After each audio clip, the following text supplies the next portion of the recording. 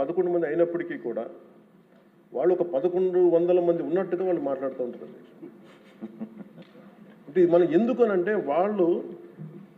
వాళ్ళు చెప్పిన దాన్ని చాలా బలంగా నమ్ముతారు. మనం చేసే పనులు మనం చెప్పుకోలేం, మనం చేయడానికి సంకోచిస్తున్నాం ఏంటో తెలియదు. కానీ వాళ్ళు చూడండి, ఇందాక నేను చెప్పింది మీకు,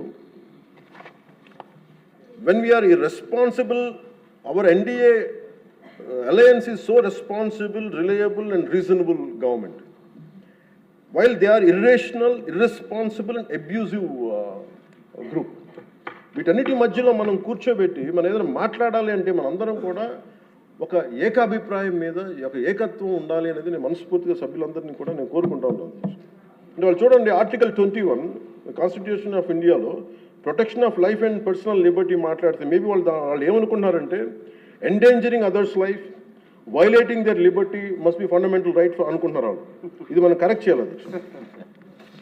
అలాగే ఆర్టికల్ 19లో 1A all citizens have the right to freedom of speech and expression అంటే వాళ్ళు ఏమనుకున్నారంటే for them it is right to abuse others అనుకున్నారు. ఇవన్నీ కరెక్ట్ చేయాలంటే మటుకు మనం చాలా బలంగా మనలో మనం ఎలాంటి పొరపక్షాలు లేకుండా, మనలో మనకి ఎలాంటి గొడవలు లేకుండా ఉంటే తప్ప ఇలాంటి